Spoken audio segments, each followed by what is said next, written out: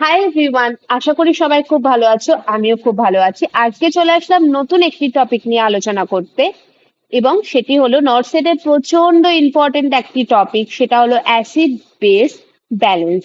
আমি তোমাদেরকে বলেছিলাম আমি নর্সেটের জন্য প্রিপারেশন নিচ্ছি, সেই জন্য আমি তোমাদের সাথে কিছু ইম্পর্টেন্ট টপিক শেয়ার করব।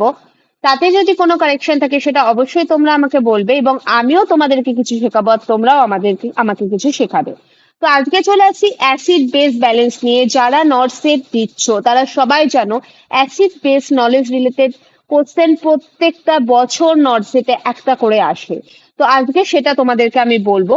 তো অ্যাসিড বেস ব্যালেন্স যেটা আমাদের একটা ইন্টারনাল ফিচার আমাদের বডি, তো সেটা জানার জন্য আমরা কি করি? ABG interpretation.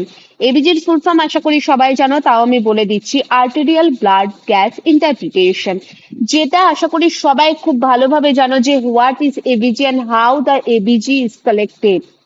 সবাই জানো যে এটা ব্লাড কালেক্ট করা হয় এবং কিভাবে ব্লাডটাকে কালেক্ট করা হয়। ABG ICU patient, HDU patient এবং সেমি আইসিইউ পেশেন্ট সবার করা হয়, প্রত্যেক দিন করা হয়।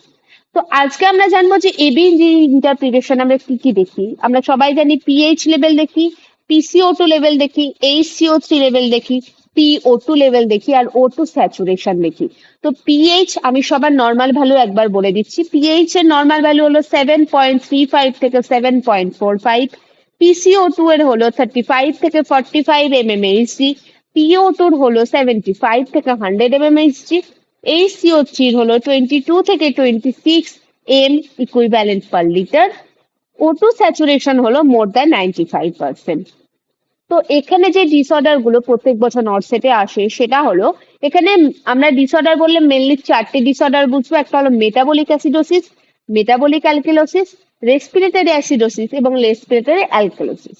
তো অ্যাসিডোসিস মানে হলো যেখানে আমাদের পিএইচ এর লেভেল কম থাকবে, আর অ্যালকালোসিস মানে হলো যেখানে আমাদের পিএইচ এর লেভেলটা বেশি থাকবে, অর্থাৎ ক্ষার এবং অ্যাসিডিক। তাই তো? যেখানে অ্যাসিডিক সেটা হলো অ্যাসিডোসিস, যেখানে পিএইচ এর লেভেল কম। আর অ্যালকালোসিস মানে ক্ষার, যেখানে বেশি থাকবে পিএইচ এর লেভেল। তো মেটাবলিক অ্যাসিডোসিসে কি হবে? পিএইচ লেভেল, এইচসিও3 লেভেল, পিসিও2 লেভেল তিনটেই লো থাকবে।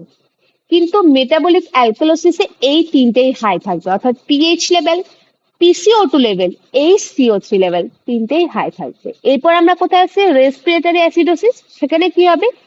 পিএইচ এর লেভেল কম থাকবে কিন্তু HCO3 ও পিসিও2 লেভেল হাই থাকবে।